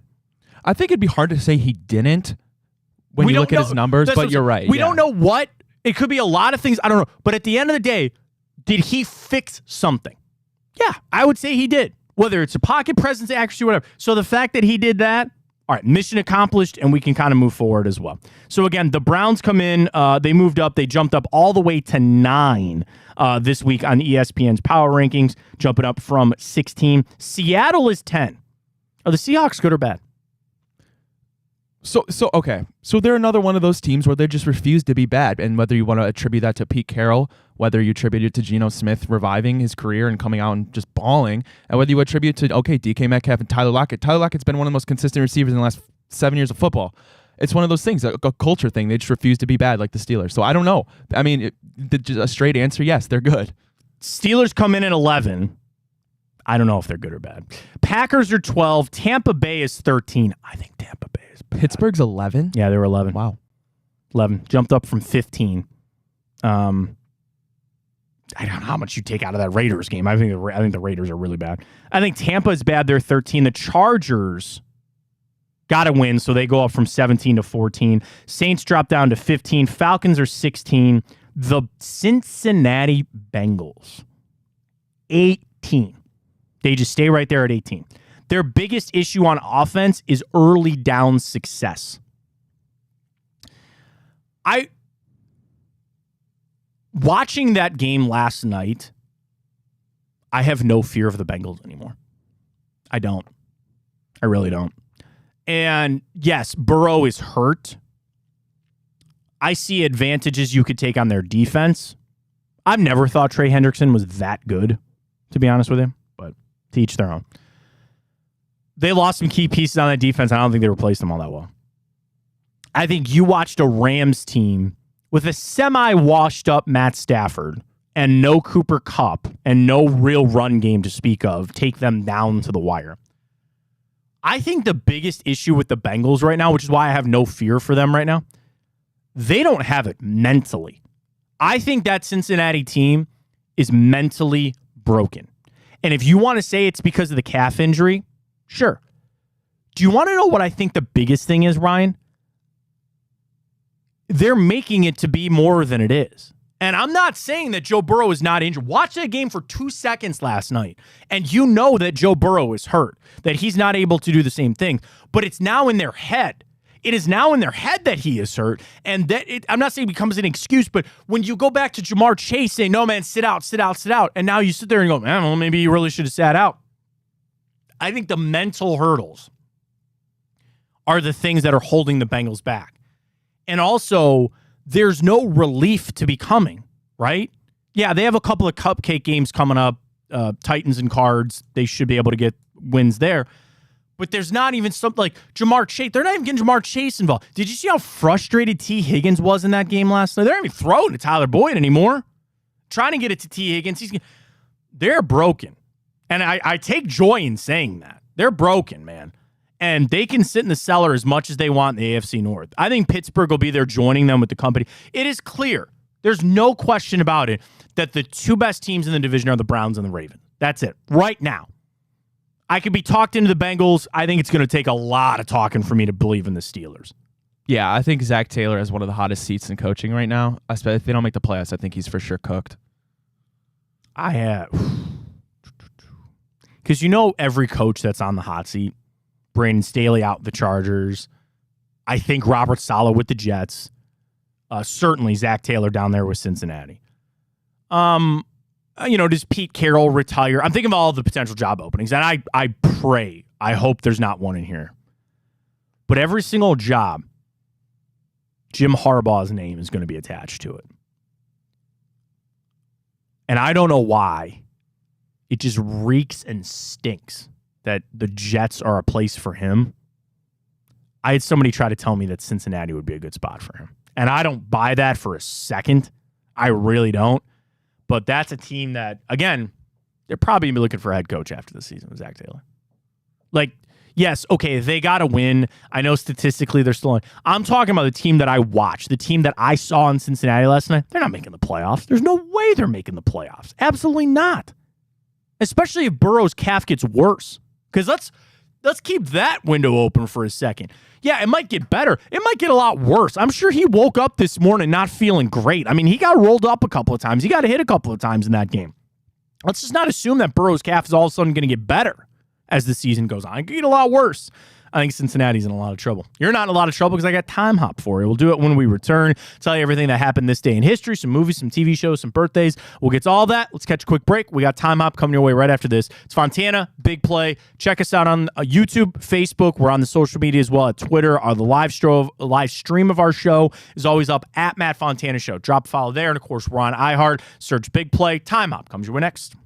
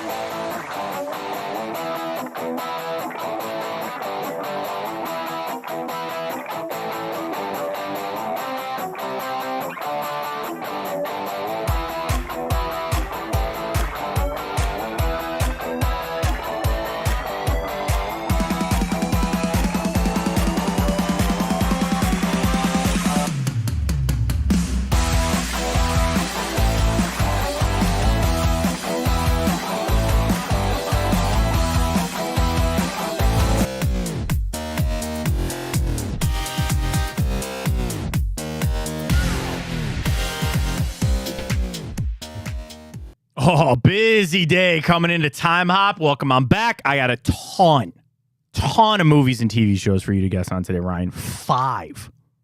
There's an outside shot. You go 5 for 5. Okay. No pressure. But we'll get to that. As always, Time Hop. We go back this day in history, tell you some things, sports, non-sports. Pretty good day. Some interesting stuff, including 2 years ago today, 2021. Granted, I just watched the Dolphins beat the Broncos the way they did. But when the Browns beat the Bears 26-6 and had 9 sacks, including 4.5 from Myles Garrett on poor Justin Fields, that happened 2 years ago today. One of the worst butt whoopings I've ever seen in an NFL field, Ryan. I mean, I felt so bad for Justin Fields. I remember. I still feel bad for Justin Fields. It's one of those games I remember exactly where I was. You know, Caleb Williams, like that's his prime reason why he stares and he goes, yeah, that's why I want to pick where I want to go. Because you don't want to go to somewhere to Chicago. So yes, 2 years ago today, Browns beat the Bears 26-6, a historical defensive effort, 9 sacks for the Browns, including 4.5 from Myles Garrett himself. This day, 2017, it was short-lived, but a report that Dwayne Wade would be signing with the Cleveland Cavaliers. Of all the LeBron late career signings, which one was your favorite? Dwayne Wade, Shaq, Ben Wallace. Dude, there were some interesting ones. I mean, Derrick Rose. Derrick Rose. That was an interesting one. I don't think Ricky Rubio quite qualifies post LeBron anyway. But like, yeah, like players like that, like even like Derrick Rose, but certainly Shaq.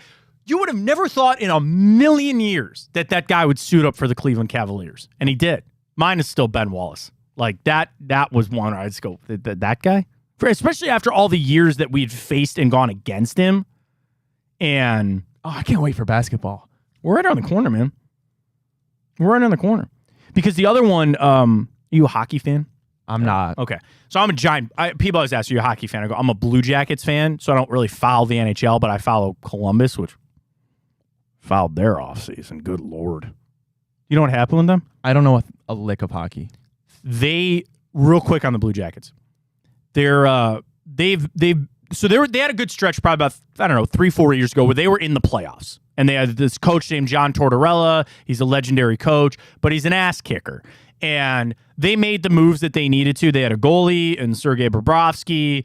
They brought in like Artemi Panarin. They had good players, and they made a run. And they had one of the biggest upsets in NHL history when they sent the Tampa Bay Lightning home a couple of years ago. Tampa was like the number 1 seed. They beat them, whatever. They've had 2 years of just rebuilding crap. Guys have gotten hurt. They've had to trade away most of their good players. So they're in a rebuild. So they got hired this guy named Mike Babcock. Same thing, like Tortorella, like this legendary coach, but everybody said he's like a problem. Don't do it. Ryan, they hired him this offseason. They had to fire him last week. He didn't even coach a game. He apparently, allegedly, forced one of his players to give over his cell phone so he could scroll through the pictures on his phone to see what kind of player this guy was. And it was the captain, it was Boone Jenner. And Boone came out and said, no, that's not what happened. We were just talking about life, and I was showing him some pictures. Well, obviously, it progressed enough that they had to fire a coach before he even ever coached a game for the team. So I digress on the Blue Jackets. They're a complete mess. But nonetheless, the Cavs reportedly signed Dwayne Wade this day 2017. This day 2014, the Indians set an MLB record for strikeouts in a season. They would finish with 1,450, a record that still stands today. Because we did it in Time Hop a little while ago, where they had 4 pitchers, first time in Major League Baseball history. They had 4 guys with 200 strikeouts: Carrasco, Kluber, Clevenger, and Trevor Bauer. Sticking with baseball, 10 years ago today, 2013, Bud Selig announced that he would be stepping down as the commissioner at the end of the next season and bring in Rob Manfred. Guessing you're not a fan. I hate Rob Manfred. I hate him. I sports hate him. Seems like a popular opinion. I sports hate him. Pitch clock is good. The runner at second base still sucks. He's ruining baseball. This day, 1993, the Indians played their final game at Municipal Stadium. They beat the Brewers 6-4, of course, over a beautiful Jacobs Field, Progressive Field now. This day, 1977, the Browns played their first ever overtime game. They beat the Patriots 30-27. The first ever presidential debate was shown on television this day, 1960. I don't know how much of a history buff you are, but... Are you going to ask me what presidents? Or if you had to guess. So 1960. First ever presidential debate shown on television. Okay. So was that before JFK? Or is he one of them? He was one of them. Okay. He was one of them. JFK. And then so who did... Okay. I don't even know my timeline here. I'll tell you this. Obviously JFK, but this other guy also became president one day. Oh, okay. Nixon? You beast. Well done. Yes. I know my Richard history. Nixon I know my history. And JFK. Yes. This day, 1960. I could never do, like, not Model UN, but the debate team at school. I talk for a living. This is like what I do. And there are some people that say, I don't do it well, but there are some people like, oh man, that's like such a skill. Oh yeah, it is. Like some people just have the gift for gab. That's people always told me that. Like you just have a gift for talking to people, kind of know what you're saying. But I feel like debate would be like old school where Will Smith just like passes out and he goes, what happened? I think there's empirical data that needs to show that we need to actually increase. What happened? I couldn't do a debate. I guess, we debate most days on sports. Yeah. If it was the right topic, I guess I could probably do it. How about this? This day, 1580. Going back just a little bit.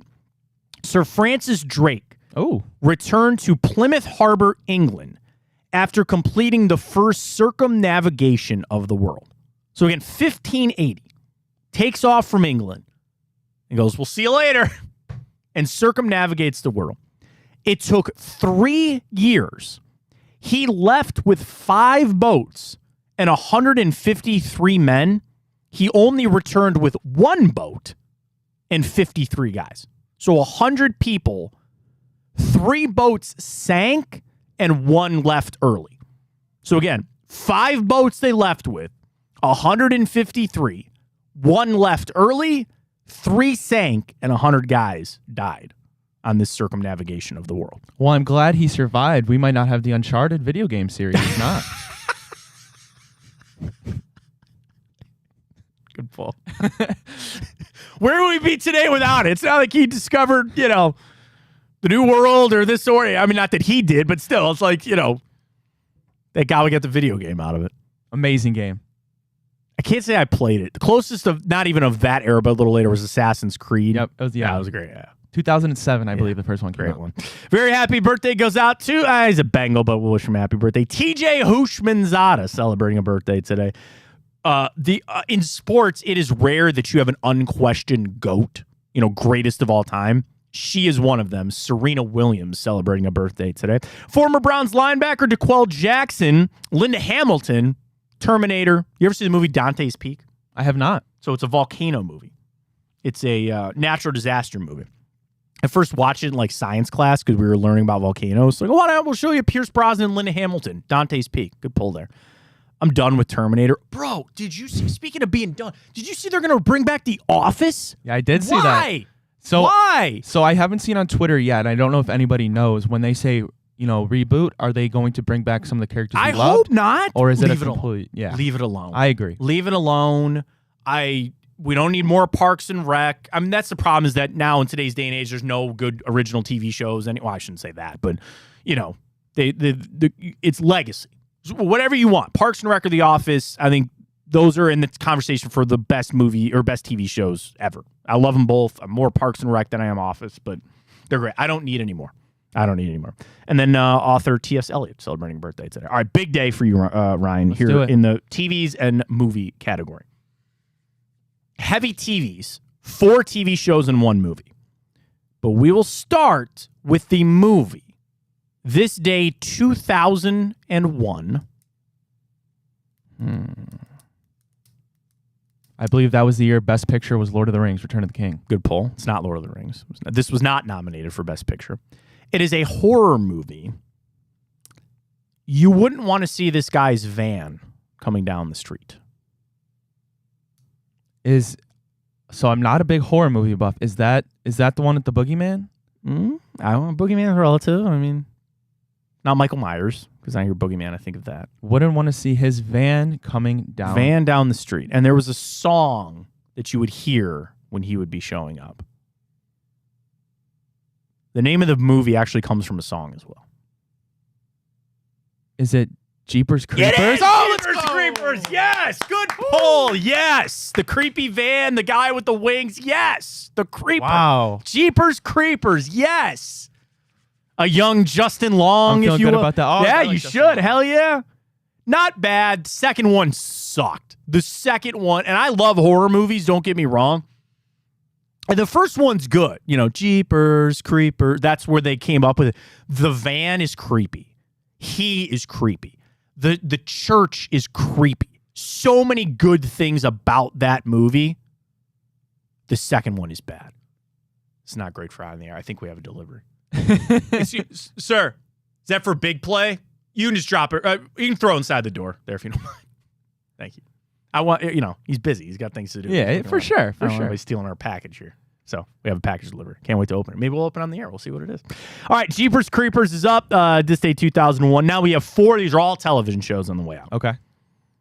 This day 1982.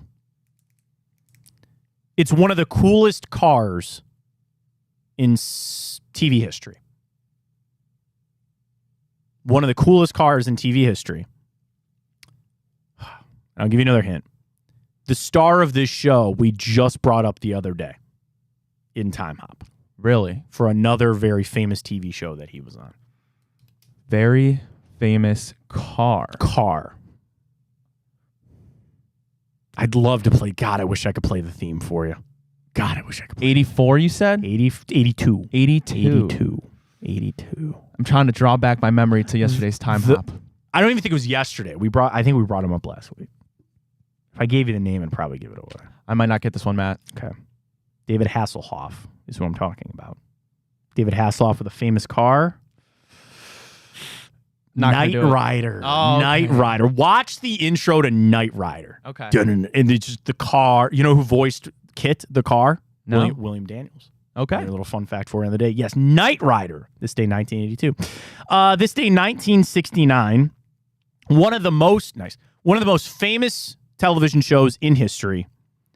You guessed them the other day when I mentioned this. I'll give you a layup on this one when I would say a blended family. Okay. You would say the Brady Bunch. The Brady Bunch is correct. This day, 1969. Did you read that story about the house? I did not. So the house, the original Brady Bunch house, went up for sale again after, I guess, a couple of years ago, some realtor bought this house for millions of dollars. Nothing like hundreds of millions of dollars, but, millions of dollars. And they sold it after a huge loss because they were, let me find it here. Okay. Okay, so here's what it is. The home from Brady Bunch was purchased and renovated by HGTV in 2019 before it was then sold to an art collector. And I guess it just sold again. But apparently, when I read it, she took a huge loss on it because they spent all this money. They spent like $3 million to buy it, and then they renovated it, and then she bought it. Here's my thing. Is that something that I guess it just sold for $3.2 million. So I guess it couldn't have been lost that much, right? Yeah. Mega fan buys the Brady Bunch house for $3.2 million. Wow. Oh, here it is. They called it the worst investment ever. The house was bought in HGTV bought the house for $3.5 million in 2018. They then spent money to refurbish it and then sold it at a loss for 3.2. So they lost $300,000 just on the out of it, plus all the money that HGTV spent to kind of redo it and get it up to thing. Like if you buy it, they settled for a figure that was $2.3 million less than what they listed it for. They lost what they thought was going to be $2 million on that house. If you buy it, you would think you would call upon the fans to come to the house. Like, oh my God, walk through it. But also, I'm assuming it's in LA or something like that. I'm assuming it's in California. That really needs to be a destination type thing. And really, are that big or, Brady Bunch fans out there that are going to go, oh, hey, I'll pay $5 to go walk through the house? It's no Christmas Story house.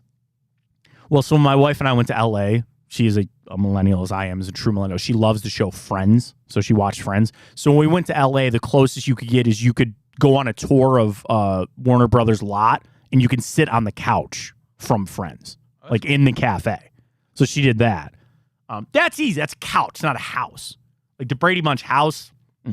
I was in Boston. I did go to the Cheers bar. You know the show Cheers? For sure. Everybody knows your name. So did you know that the exterior of the bar in Cheers is not the actual interior?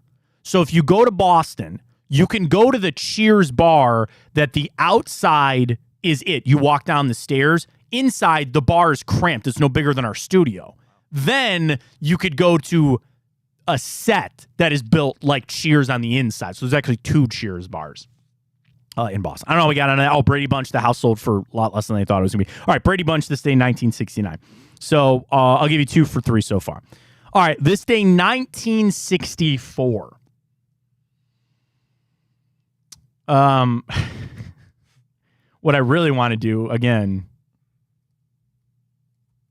I want to sing you the theme song, but I want to make sure that I make sure that I get it.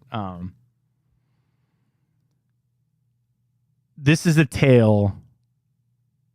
All right, sit right back and you'll hear a tale of a fateful trip that started from this tropic port aboard this tiny ship.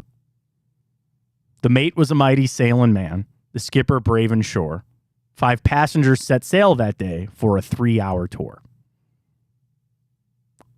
What? Really? I think. Wait, I might know it. This is what I year? would hope so. 64. Is it Gilligan's Yeah, it is Island? Gilligan's Island. I got a little nervous there for a second. I understand that I don't really have the pipes there. Yeah. I'm not known for singing, but yes, sit right back and you'll hear a tale of a fateful trip that all started from this tropic port aboard this tiny ship. The mate was a mighty sailing man, the skipper brave at shore. I always thought it was brave at shore. It's brave and shore. 5 passengers set sail that day for a 3-hour tour. Do you know that Bob Denver, he passed away, he confirmed that Gilligan did have a first name? Really? It was Wiley. Wiley Gilligan. They never called him that. And it was Jonas Grumby was the skipper. They only ever called him the skipper. It's like Kramer.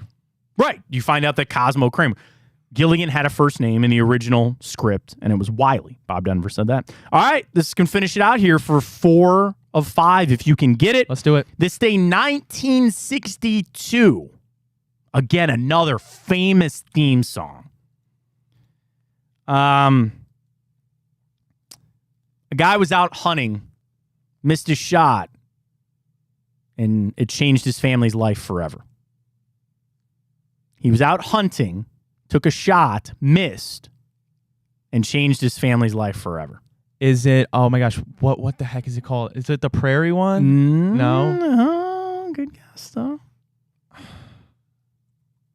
Oh man, this is going way before my time. I'm also going to pull the lyrics up here. Come and listen to a story about a man named Jed. A poor mountaineer barely kept his family fed. Then one day he was shooting at some food, and up through the ground came a bubbling crude. Matt, I don't think I'm going to be able to pull this. Oil, that is. Black gold. Texas tea. Well, the first thing you know, Jed's a millionaire. The kinfolk said, Jed, move away from there. He said, California is the place you ought to be. So they loaded up the truck and moved to Beverly. The Beverly Hillbillies. Oh, okay. Have you heard of it? You know I've heard of it. He shoots and then all the oil comes up. There you go. Okay. There you go. Beverly Hillbillies. So pretty good day. Jeepers Creepers, Knight Rider, Brady Bunch, Gilligan's Island, and Beverly Hillbillies all this day in history. Great stuff on Time Up. I always appreciate joining. I love when people always see it like, dude, I love it because it gives them ammo for the rest of the day. And now you're going to have my horrible singing of the Beverly Hillbillies and Gilligan's Island theme in your head for the rest of the day, which you should have in the rest of your head for the day. Tipico. Well done for us last night. I gave us the push on the Bengals. Right. Woo! What a week for us last week, buddy. We were making some money.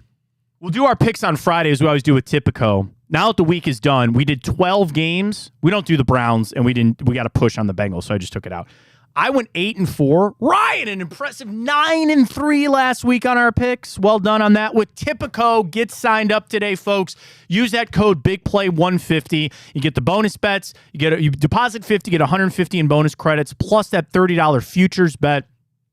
Condition term apply. Check it out at Tipico. Download the app. Use the code BIGPLAY150. If you have a gambling problem, call 1-800-GAMBLER. But I love it on Tipico. The money lines, the spreads, the point totals, but they have these super boosts, and they do it every single night. I know we don't have football tonight, but the Guardians are back in action tonight. Place your bets there with our friends at Tipico, and you can get on the action, dude. You go 8-4. Or better yet, 9-3 if you followed Ryan. That's making some money. That's making some money over the weekend, so we certainly did that. Get signed up with Tipico. Use that code BIGPLAY150. Had a fantastic weekend with our friends at Tipico at our tailgate this past weekend.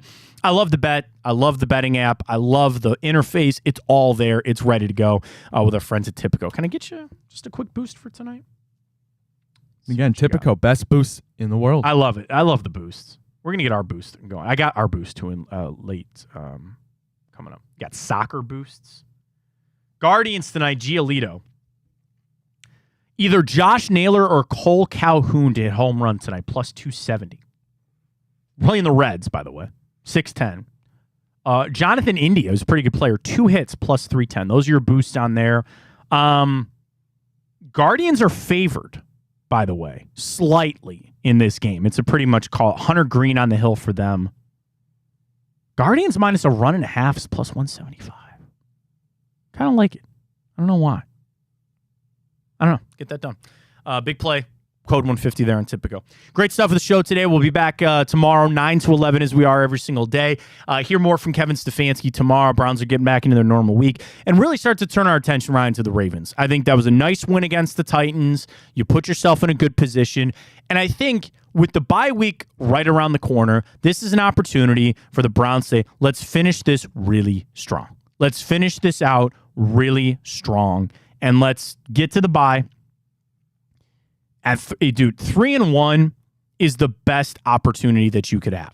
3-1 is about the best. Yeah, you could have gone 4-0, sure. But 3-1, I think anybody would sit there saying, especially with 2 wins in the division, that you find a way to get it done. I think Baltimore's reeling just a little bit. That shocking loss to the Colts, yeah, they could write it off that they sat out a bunch of guys and all that. I think that offense is starting to revert back to Lamar has to do everything. And yeah, Joe Woods isn't here anymore, and he always seemed to be able to take it to Lamar Jackson. But you know who has a mental edge on Lamar Jackson? Myles Garrett. Myles Garrett does. And there's some guys on that defense that really know, I think, what it takes to stop and slow down Lamar Jackson. I'm feeling really good already for this game coming up this weekend, Ryan. I am. I'll say this. If we keep control of the ball, we don't have a turnover, in no world do I see us losing to the Ravens. Yeah. And again, perfect timing in a way. You get into the bye week, you're feeling good, you can kind of correct some things, get it figured out. Regardless of any of it, we're going to be watching a lot of Deshaun Watson. We're going to be seeing a lot of what Deshaun Watson has for this game coming up. Can this defense continue on? We'll have to see. Appreciate everybody joining us. Don't go anywhere. Coming up at noon, we've got Chico from noon to 2. Get that on the iHeart app. Search Big Play. And then Tuesday tonight, the return, if I'm not mistaken, with Josh and Maria Cribbs. Don't forget Drennan coming up on Wednesdays. I'm a little new here, Ryan. So, I don't want to spoil the big news of what we have. You know the show you and I were talking about before the show? Oh, Is that announced? I don't think. Okay, I don't know yet. We got another surprise in store. Big show coming up. Just keep it locked here to Big Play. We're on Facebook. We're on YouTube. We're on Twitter. We're all over the place. Get to our website, too, bigplay.com, to check it all out there. Apple Podcasts, Spotify as well, and get the replay on Twitter each and every day with our friends at Big Play. That's it for us. Don't forget Chico coming up at noon. Put a ball on your 2 for Tuesday. For Ryan Tyler, I am Matt Fontana, and as always, take it easy.